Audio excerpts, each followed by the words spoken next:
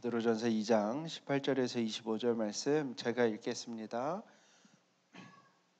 사환들아, 범사에 두려워함으로 주인들에게 순종하되 선하고 관용하는 자들에게만 아니라 또한 까다로운 자들에게도 그리하라. 부당하게 고난을 받아도 하나님을 생각함으로 슬픔을 참으면 이는 아름다우나 죄가 있어 매를 맞고 참으면 무슨 칭찬이 있으리요. 그러나 선을 행함으로 고난을 받고 참으면 이는 하나님 앞에 아름다우니라. 이를 위하여 너희가 부르심을 받았으니 그리스도도 너희를 위하여 고난을 받으사 너희에게 본을 끼쳐 그 자취를 따라오게 하려 하셨느니라. 그는 죄를 범하지 아니하시고 그 입에 거짓도 없으시며 욕을 당하시되 맞대어 욕하지 아니하시고 고난을 당하시되 위협하지 아니하시고 오직 공의로 심판하시는 이에게 부탁하시며 친히 나무에 달려 그 몸으로 우리 죄를 담당하셨으니 이는 우리로 죄에 대하여 죽고 의에 대하여 살게 하려 하심이라. 그가 채찍에 맞음으로 너희는 나음을 얻었나니 너희가 전에는 양과 같이 길을 잃었더니 이제는 너희 영혼의 목자와 감독 되신 이에게 돌아왔느니라. 아멘. 오늘 말씀은 성경에서 설교하기에 좀 난감한 말씀 중에 하나입니다. 오늘 베드로는 노예에게 편지를 쓰고 있기 때문이죠. 우리나라에는 또 근대 사회에는 대부분 노예 제도가 사라졌습니다. 그리고 누군가가 사람을 노예 대하듯 대하면 사람들이 아주 민심이 들끓는 모습들을 보기도 합니다.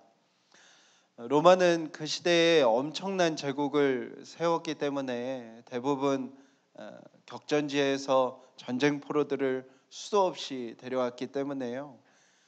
학자들은 대도시 인구 비율의 최소 20%가 노예였다고 말을 합니다. 노예에게는 어떤 사회의 안정망도 없었고 노예들은 재판의 기회도 주어지지 않았고 주인이 모든 생사를 결정할 수 있었습니다. 혼인도 출산도 이사도 마음대로 할 수 없었죠. 노예가 기대할 수 있는 유일한 한 가지는 선한 주인을 만나는 것 외에는 없었습니다. 노예는 전적으로 수동적으로 살아갈 수밖에 없는 존재가 오늘 베드로서에서 베드로의 편지를 받는 노예들인 거지요. 오늘 베드로는 노예들에게 편지를 특별히 할애해서 씁니다. 오늘 말씀을 저는 두 가지 면으로 좀 살펴보려고 하는데, 우리가 살아가는 사회 속에서 우리는 노예 상태나 노예 상태가 아닌 진짜 삶인가 하는 문제를 한번 좀 생각해 보고, 또 하나는 초기 기독교에 이 노예가 교회 안에서 한 형제로 동등하게 받아들여지고 베드로가 편지를 쓰면서 많은 분량의 특별히 노예들을 위로하는 편지를 쓰고 있다는 점을 우리가 좀 살펴봤으면 좋겠습니다. 첫 번째로 우리가 살펴볼 이야기는, 우리는 노예 제도는 없지만 어쩌면 노예 상태로 살아가는 이 땅의 삶이 아닌가 하는 것입니다. 이번에 부산에 큰 비가 내렸는데 SNS에 한 장의 사진이 이렇게 돌아다녔어요.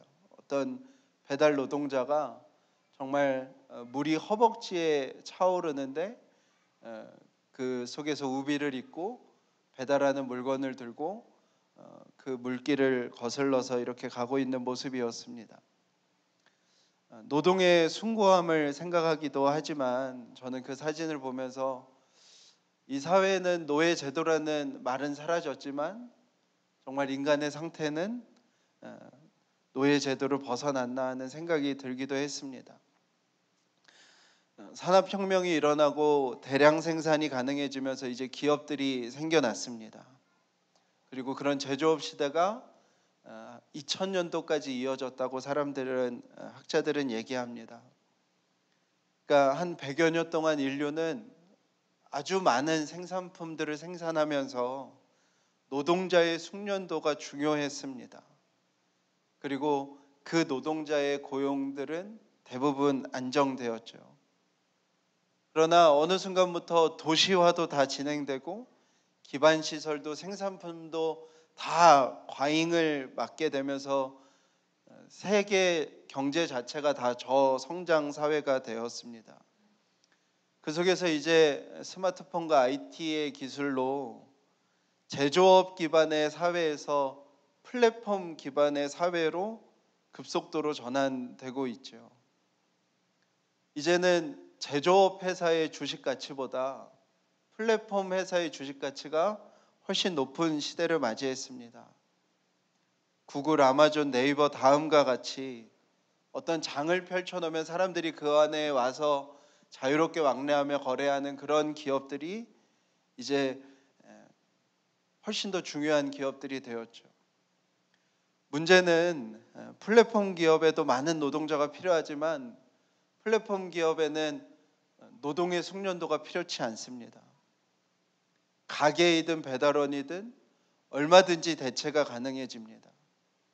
또 인공지능과 로봇과 데이터는 우리 삶의 모든 영역에서 직업적 숙련도가 불필요한 세상이 되었음을 이야기해 줍니다. 학교도 기업도 모든 사회 구조와 시스템이 급속도로 플랫폼화 되어 가고 있습니다. 이 속에서 우리는 소비 사회를 살아가죠. 최신의 제품, 더 나은 제품을 우리는 얻기 위해서 값비싼 물건을 사고 그 물건을 아주 긴 소비 속에 우리가 구입합니다. 더 나은 주거와 더 나은 여건을 위해서도 우리는 끊임없이 소비하고요. 우리의 미래는 그만큼 더 불안해져 갑니다. 우리는 소비 사회를 살아가며 동시에 불안한 노후를 준비해야 되는 삶 속에 있죠. 미국의 노동부 장관이었던 로버트 라이시라는 교수가요, 노동부 장관직을 사임하면서 슈퍼 자본주의화된 미국의 경제 체제가 고장났다고 하면서 책을 썼는데 그 책의 이름이 부유한 노예라는 책입니다. 소비 사회와 불안한 노후 생활을 위해서 점점 더 어떠한 자유도 없이 살아가는 현대인을 꼬집은 말입니다. 기업과 사회가 바뀌어가고 우리의 고용은 점점 더 불안해지고 자영업은 10개 중에 하나만 살아남는 시대가 되었습니다. 살던 삶은 바꿀 수가 없어서 사람들의 최고의 목표가 노예가 되어도 좋다, 부유한 노예로 살 수 있으면 좋겠다 하는 세대가 된 것이죠. 회사의 노예이든 아니면 빚을 내서 은행의 노예이든 어떤 상태이든 부유한 노예로 살아가는 것이 어쩌면 많은 이 세상의 사람들에게는 중요한 삶의 목표가 되지 않았나 싶습니다. 우리가 살아가는 사회가 이 법이 자본가와 노동자에게 동일한 법이라고 누구도 생각하지 않습니다. 우리는 이 사회의 재판이 오너와 노동자에게 공정하다고 누구도 생각하지 않죠. 사회는 되게 발전했다고 우리는 끊임없이 믿습니다. 문명은 발전했다고 우리는 끊임없이 믿고 싶어 합니다.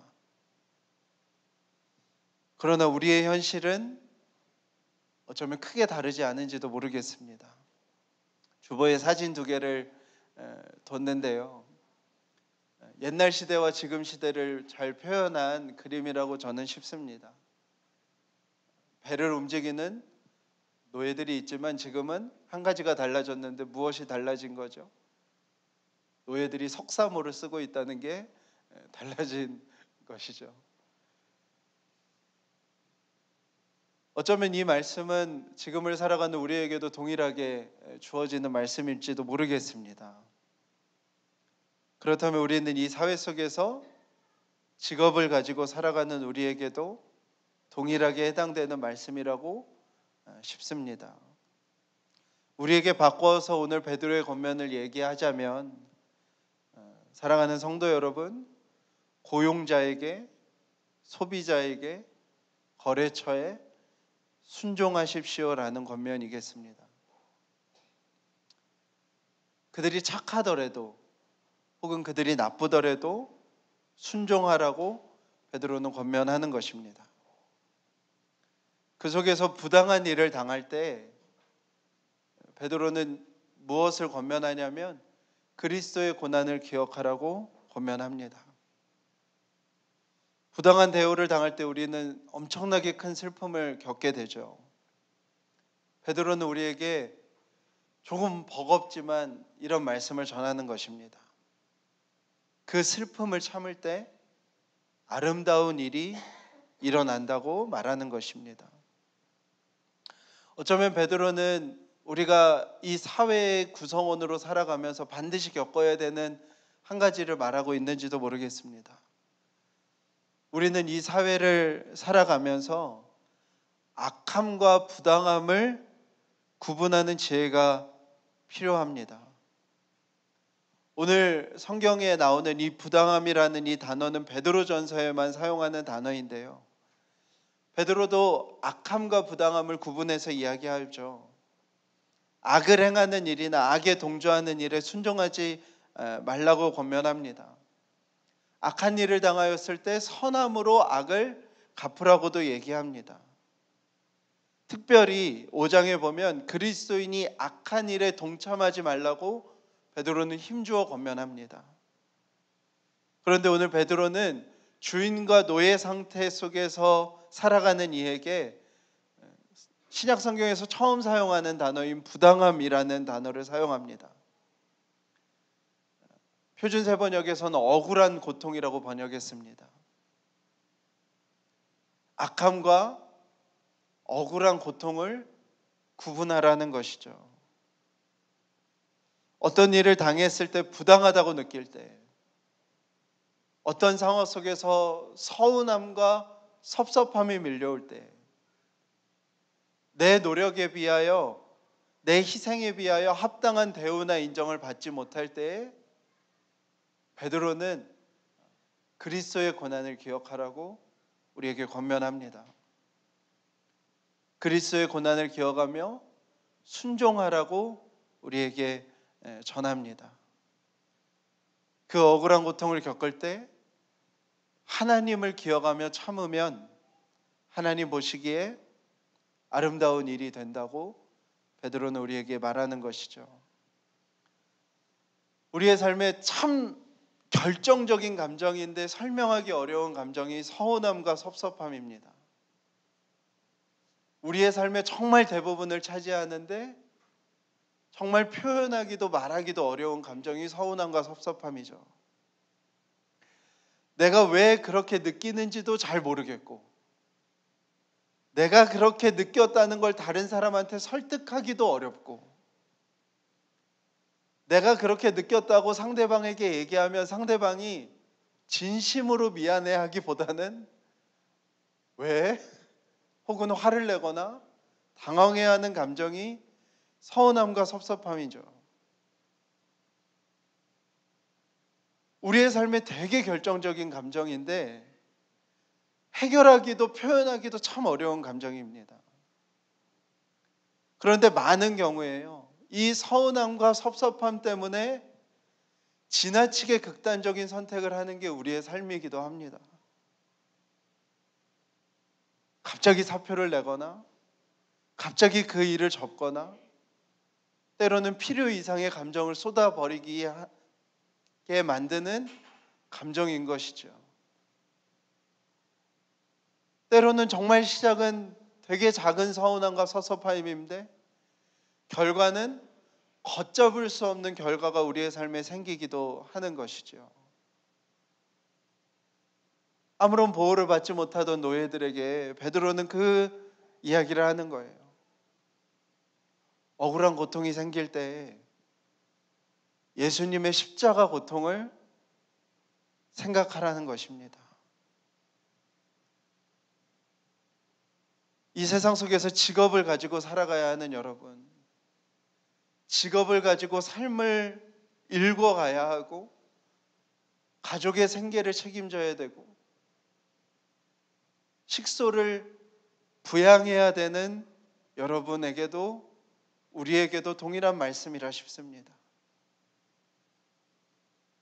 부당한 일이 생길 때, 억울한 일을 당할 때, 서운함과 섭섭함이 밀려올 때 예수님의 십자가 고통을 생각할 수 있는 그리스도인이 되시기를 축복합니다.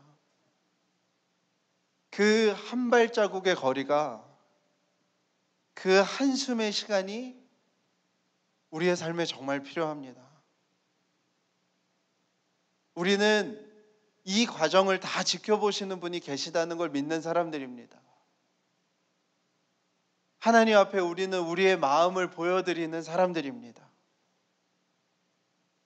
내가 어떤 마음을 품었는지, 내가 어떤 상황, 어떤 억울함 앞에 놓여 있는지 다 보시는 분이 계심을 우리는 믿는 사람들입니다.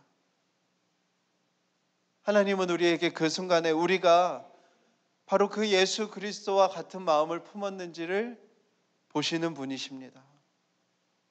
생각해 보십시오. 예수님께서 십자가에 매달리셨을 때 이 고통이 부당하다고 느끼셨다면, 이 고통이 억울한 고통이라고 느끼셨다면, 너무너무 서운한데, 너무너무 섭섭한데 이런 마음이셨다면 어떤 일이 벌어졌을까요? 사랑하는 여러분, 여러분이 삶을 지켜오고 가족의 생계를 지켜오고 여러분의 자리에서 그 회사와 사업을 지켜오는 동안 정말 수도 없는 억울한 고통을 이겨왔고 서운함과 섭섭함을 이겨왔는지, 그로 인해 여러분들의 삶을 지켜올 수 있었고 가족들이 식탁에 둘러앉아 밥을 먹을 수 있었고 또 많은 이의 직원과 동료들을 지킬 수 있었음을 기억하시기를 축복합니다. 오늘 이 시간 부당함으로, 억울함으로, 또 서운함과 섭섭함으로 멍들어 있는 여러분들의 마음에 하나님의 치유하심과 회복하심이 있기를 축복합니다. 그 자국만큼 삶을 지켜오신 겁니다. 그 깊이만큼 가족을 지켜오신 것이고 또 때로는 교회를 지켜오신 것입니다. 그 자국과 깊이만큼 예수님을 따라 순종의 자국을 삶 속에서 매기며 살아오셨던 것입니다. 두 번째로 초기 기독교 초대교회에서 이 노예가 형제로 받아들여졌다는 사실이고 베드로는 그들에게 특별히 편지하고 있다는 점입니다. 아리스토텔레스 같은 당대의 현자들도 무슨 얘기를 했냐면요, 노예는 재산이지 노예가 불이하다는 감정을 갖는 것 자체가 말이 안 되는 일이다라고 얘기했습니다. 노예는 사람으로 대우하지 않았습니다. 주보에 사진을 넣었는데요, 그게 뭐냐면요, 1800년대에 영국에서 노예선에 노예를 실었던 방식입니다.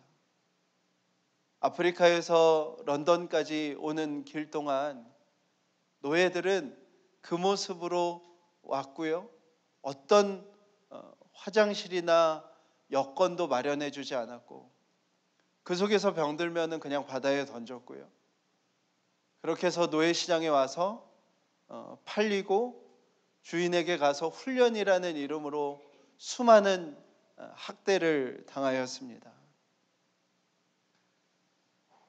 그것이 인류사에서 해결된 것이 불과 150년 전입니다.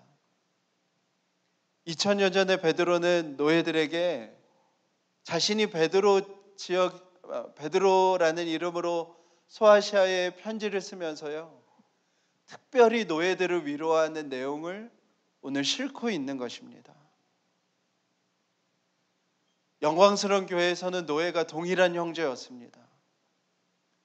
주인들의 횡포와 억압에 시달리는 노예를 특별히 언급하면서 베드로는 주인을 위로하는 것이 아니라 노예를 위로하는 편지를 쓰고 있는 것이죠. 사회에서는 재산이라 여기지고 부품이라 여겨졌던 존재를 교회는 하나님의 형상으로 받아들였고요. 사도였던 베드로는 그 지역에 편지를 쓰면서 특별하게 위로를 줄 자들로 노예들에게 편지를 쓰는 것이죠. 사랑하는 여러분, 초대교회도 재정이 필요했을 것이고 초대교회도 여러 가지 사역이 있었을 것입니다. 그렇다면 교회는 누구의 편에 서는 게 유리하겠습니까? 주인의 편에 서는 게 훨씬 유리하죠. 주인과 노예를 구분하고 오히려 주인들이 그 말 안 듣는 노예들을 데리고 사는 그 어려움을 위로해 주는 것이 훨씬 더 유리하겠지요. 그러나 영광스러운 교회는 달랐습니다. 주인과 노예는 구분 없는 한 형제였고 베드로는 오히려 노예들을 위로하는 편지를 쓰고 있는 것이죠. 이 본문이요, 불과 200년 전에 영국에서는요, 하나님은, 성경은 노예제를 찬성한다고 사용되었던 본문입니다. 오늘 본문에 노예라는 단어가 나오고요, 그 노예는 주인에게 복종하는 것이 마땅하다고 하는 이 본문을 불과 200년 전에 영국 교회에서는요, 하나님이 노예제를 만드셨고 노예가 있는 것은 성경의 사상이라고 주장하였습니다. 그렇지 않습니다. 비록 현실 세계에서는, 세속 사회에서는 우리가 노예된 채 살아갈 수밖에 없는 국가 시스템이 있을지 모르겠지만 그 속에서 시작된 하나님의 나라 속에서는 우리가 어떤 하나님의 나라를 세워가는 것인지를 선명하게 보여주는 말씀인 것이죠. 이 세상 상태에서는, 이 세속 사회에서는 여전히 노예라는 말은 쓰지 않지만 노예 상태로 살아가는 삶이 있을 수는 있지만 하나님의 나라가 시작된 교회에서는 모두가 하나님의 형상으로서 하나님을 찬양한다는 것입니다. 이 세상에는 주인과 노예가 구분될지 모르겠지만 하나님의 나라가 시작된 교회에서는 사자와 어린 양이, 독사와 어린아이가 함께 뛰노는 곳임을 성경은 이야기하는 것입니다. 높은 곳이 낮아져서 계곡을 메꿔 평평한 길이 된 그 하나님의 나라가 시작되었음을 베드로는 특별히 편지를 하면서 노예를 위로하며 기록하고 있는 것이죠.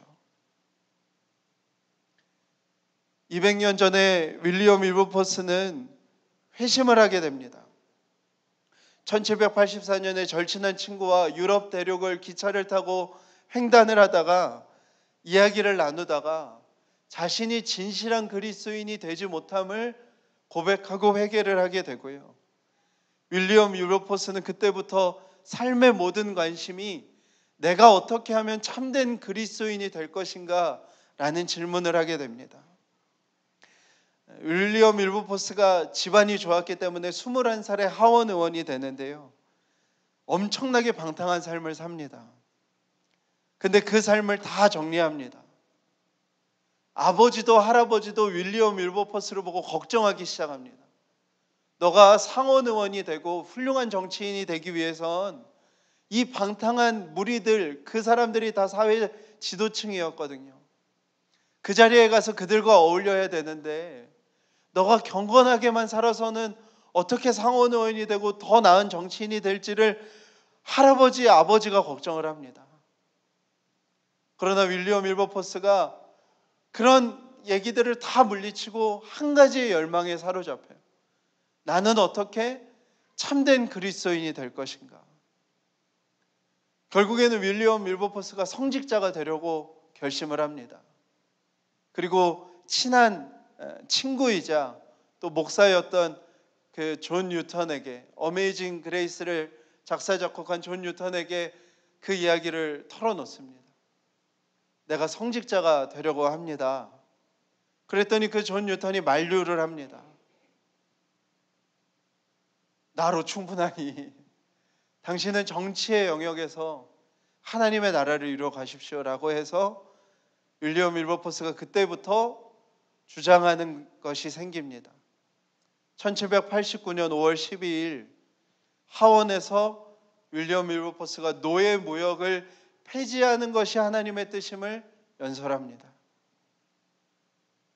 영국의 GDP의 그때 당시에 12%가 노예 무역이었습니다. 지금 우리나라로 따지면 삼성보다 더 큰 것이죠. 모든 사람들의 밥벌이가 어쩌면 달려있는 문제였고요. 실제로 윌버포스가 그 얘기를 꺼내자마자 신문에서는 뭐라고 신문이 실리기 시작하냐면 국가 경제를 어렵게 만드는 일이라고 신문에 나옵니다. 교회에서조차도요, 이 베드로전서 2장 말씀을 가지고 노예제는 하나님께서 정하신 제도라는 말을 합니다. 윌리엄 윌버포스가 20년 동안 의회와 국민들을 설득하고요, 11번의 법을 올려서 12번 만에 1807년에 영국에서 공식적인 노예 무역이 폐지가 됩니다.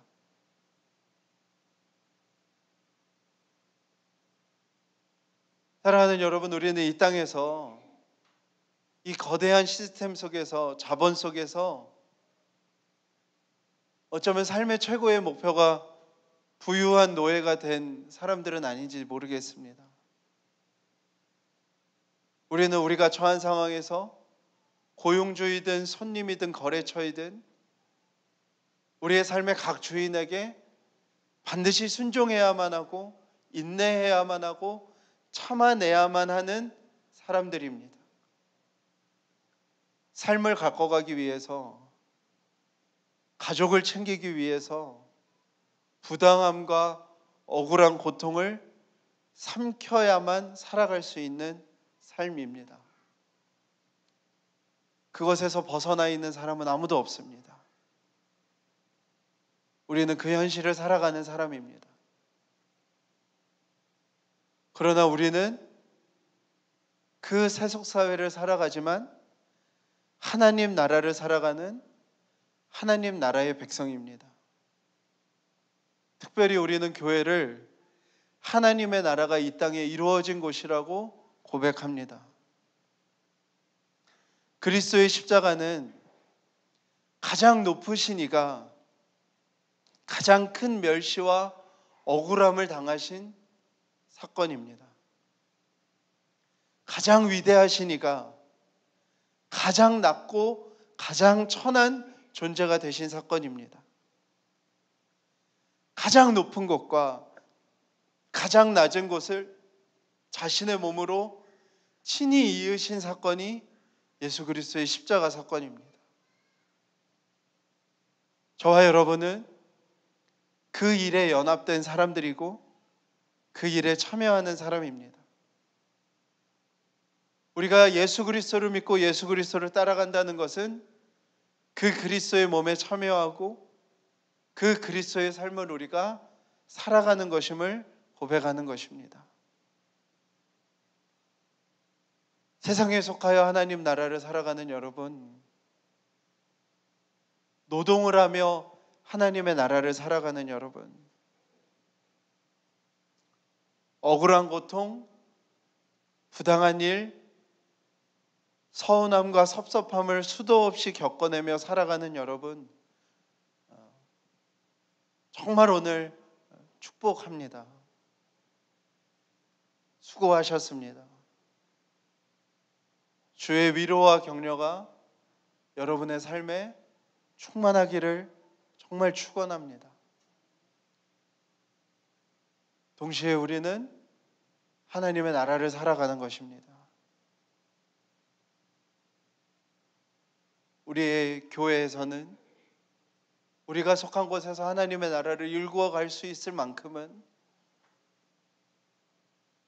노예 상태에 있는 사람이라 할지라도, 어떤 약한 곳에 있는 사람이라 할지라도 친히 우리가 낮아져서 그 자리에 서는 사람들이 되시기를 간절히 축복합니다. 그 은혜가 우리들의 삶과 또 이 교회에 있기를 간절히 축복합니다. 우리 함께 찬양하시겠습니다.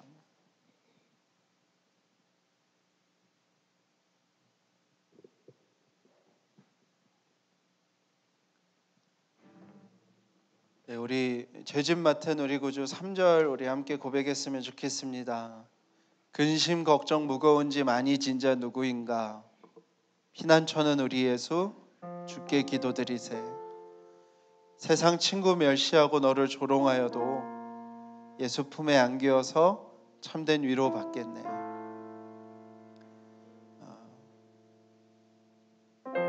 부당한 일과 억울한 고통과 서운함과 섭섭함에 멍든 우리들의 마음이 위로되어지는 시간 되기를 축복합니다. 우리 함께 고백하며 나아가시겠습니다.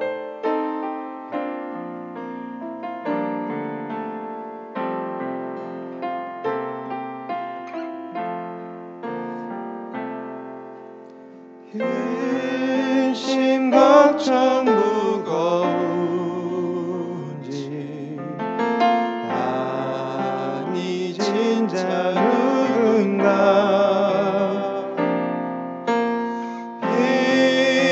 피난처는 우리 예수 주께 기도드리세.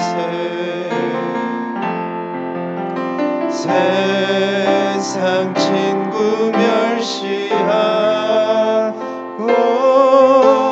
너를 조롱하여도 예수 품에 안기어서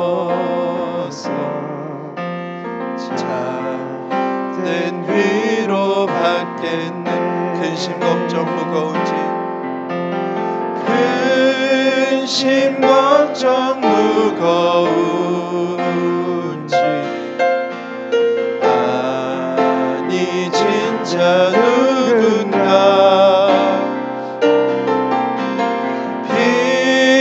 피난처는 우리 예수 주께 기도드리세.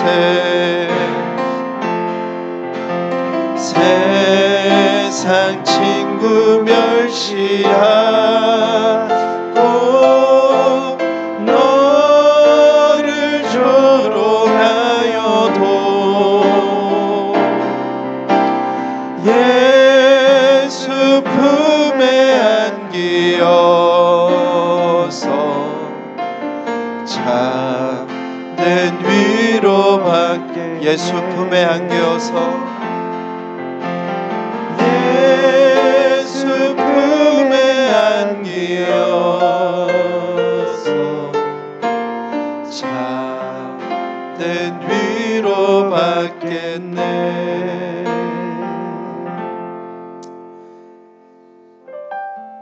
삶을 이루어가고 가족을 지켜가고 그 속에서 수도 없는 부당한 일을 당하고 억울한 고통에 내몰리고 서운함과 섭섭함을 어디서부터 시작했는지도 모르겠고 어떻게 풀어야 하는지도 모르겠는 그 삶이, 그것만으로 우리는 예수 그리스도를 쫓아온 것임을 오늘 말씀을 통해 하나님이 우리에게 말씀하십니다. 우리 이 시간에 함께 기도할 때에 우리의 그 멍든 자국과 깊이를 주님 앞에 올려드렸으면 좋겠습니다. 하나님, 부당한 일을 겪을 때, 억울한 고통을 삼킬 때, 서운함과 섭섭함을 견뎌냈어야 할 때 주님 나와 함께 하셨으며, 주님 그것이 내가 주의 십자가에 동참하는 것이라고 주님 삼아 주셨으며, 그때 내 마음을 헤아리신 유일하신 분이심을 고백합니다. 주님, 우리의 그 멍든 자국과 깊이들이 이 시간에 나음을 얻게 해주십시오. 고침을 얻게 해주십시오. 우리 함께 소리 내어서 기도하도록 하겠습니다. 하나님 아버지, 정말로 주님, 우리 사랑하는 성도들의 삶을 축복합니다. 우리 사랑하는 성도들의 삶을 하나님 축복합니다. 하나님, 부당한 일, 억울한 고통, 하나님 서운함과 섭섭함들을 삼켜내야 했던 아버지, 정말 그 삶들을 하나님 위로해 주십시오. 삶을 이뤄가기 위하여, 교회를 지키기 위하여, 하나님 가족들을 건사하기 위하여 하나님 수도 없는 부당한 일과 수도 없는 억울한 고통과 수도 없는 서운함과 섭섭함을 견뎌냈어야 했던 하나님 그 거룩한 삶을 하나님 위로해 주십시오. 하나님 그 시퍼렇게 먹는 하나님 그 자국과 깊이를 하나님 아버지 정말 위로해 주십시오. 위로해 주십시오. 하나님 어루만져 주십시오. 하나님 어루만져 주십시오. 하나님의 손길로 하나님 아버지 정말로 주님 그 모든 시간들을 함께 지나오신 그 아버지의 마음으로 하나님 아버지 정말 위로해 주시고 어루만져 주시기를 원합니다.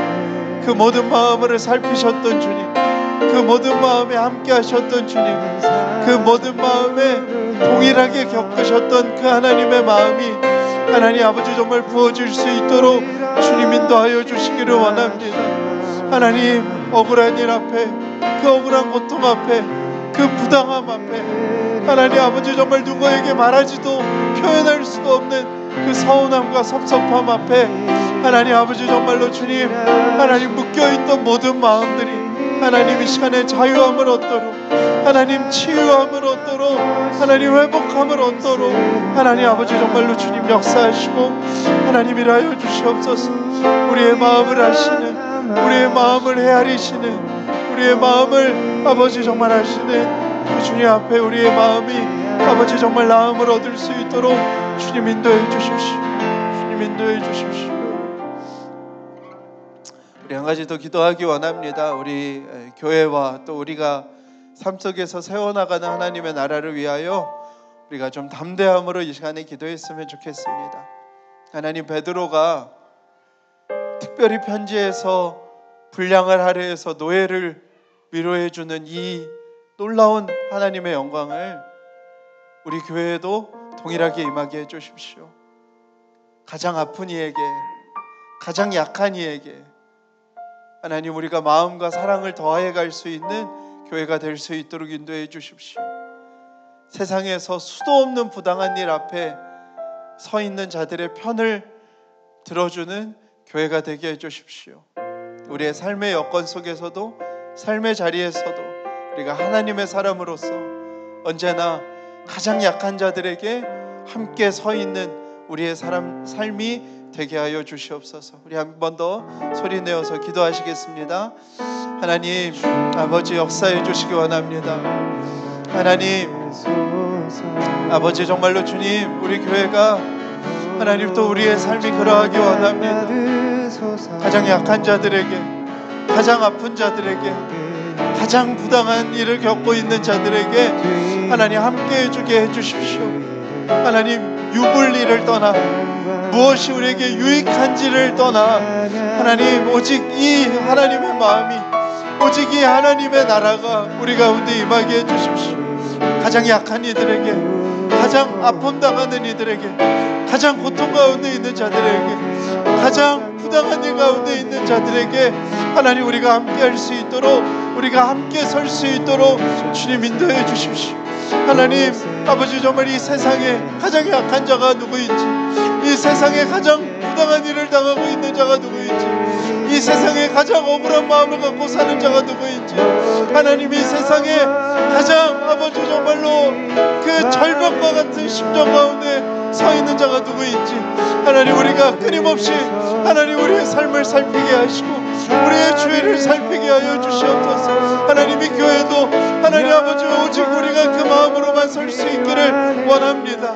하나님 우리가 가장 아픈 자에게 아버지 정말로 그 자의 시간에 맞추게 하시고 가장 아버지 정말 아픈 이의 아버지 정말 모습에 맞출 수 있게 하시고 하나님 가장 약한 이에게 우리 모든 아버지 정말로 진행이 아버지 정말 맞춰질 수 있는 하나님 우리의 교회가 될 수 있도록 우리의 모습들이 될 수 있도록 하나님 그런 교회가 될 수 있도록 하나님 그 하나님의 나라가 이루어진 그 하나님의 나라가 시작된 하나님 교회가 될 수 있도록 그 하나님의 나라의 교회가 될 수 있도록 하나님의 교회를 하나님 축복하시고 아버지 역사하시고 하나님 일하여 주시기를 원합니다. 오 아버지 일하여 주시옵소서.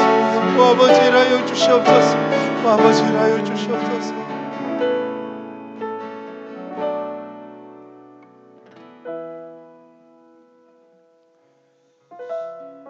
살아계신 하나님,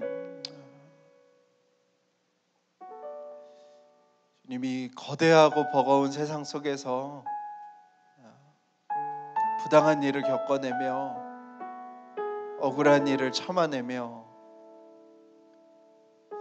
어디서부터 시작됐는지 어떻게 해결해야 되는지 알 수 없는 그 서운함과 섭섭함들을 없는 듯 살아온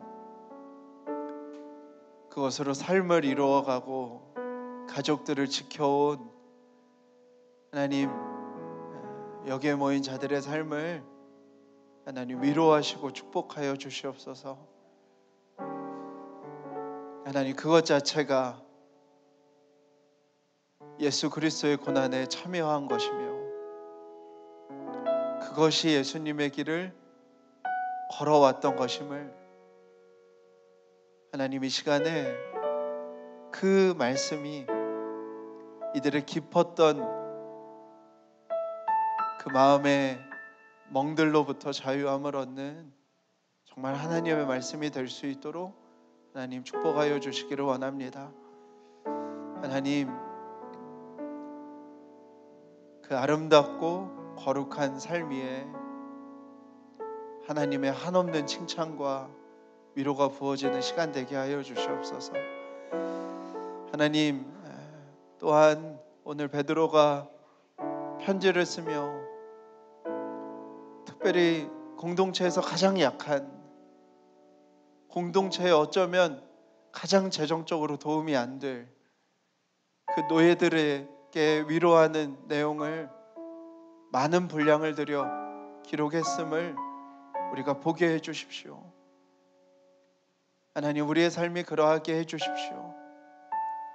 가장 약한 이들에게 가장 부당한 일을 겪는 자들에게 가장 억울한 고통 가운데 있는 자들에게 우리의 삶의 분량을 내어줄 수 있는 우리의 삶이 되게 하여 주시고 하나님 우리 교회가 특별히 약한 자가 부당한 일을 겪고 있는 자가 억울한 고통 가운데 있는 자가 우리 교회의 중심이 될 수 있도록 하나님이 교회를 축복하여 주시옵소서. 하나님 그 하나님의 나라를 교회에서부터 또 우리의 삶 속에서 이루어가는 하나님이 핏값 주고 사신 하나님의 백성이 될 수 있도록 우리를 축복하여 주시옵소서. 주님 앞에 나오며 귀한 예물 드린 손길들마다 하나님 축복하여 주시고 하나님이 재정에 하나님의 기쁘신 뜻을 위하여 사용되어질 수 있도록 주님 축복하여 주시옵소서. 하나님 부당한 일과 억울한 고통 가운데 있는 자들을 위로할 수 있도록 우리에게 축복하여 주셔서 우리가 더 기쁘게 사용할 수 있도록 역사하여 주시옵소서. 하나님 코로나19로 신음하는 나라와 열방을 위로해 주십시오.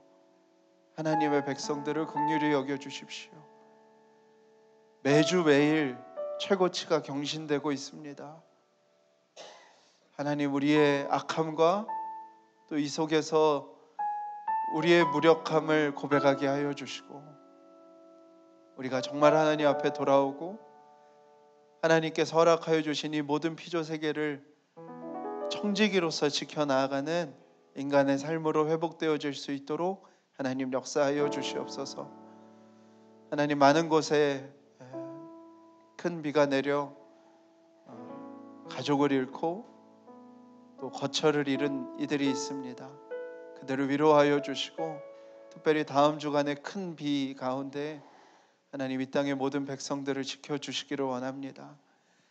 하나님, 남북 간의 평화가 정착되게 하시고 심겨지게 하여 주시어서 하나님, 남북이 자유롭게 왕래할 수 있도록 인도하여 주시어서 하나님, 이 나라에 다시는 전쟁이 있지 않게 하여 주시고, 하나님께서 허락하시는 평화가 이 한반도를 넘어서서 동북아 전역까지 이어질 수 있도록 하나님 축복하여 주시옵소서. 이제는 우리 주 예수 그리스도의 은혜와 아버지 하나님의 놀라우신 사랑하심과 성령님의 감화 교통하심이 이 자리에 또 이 예배에 함께하는 모든 이들에게 지금부터 영원토록 함께 하시기를 간절히 축복하옵나이다. 아멘.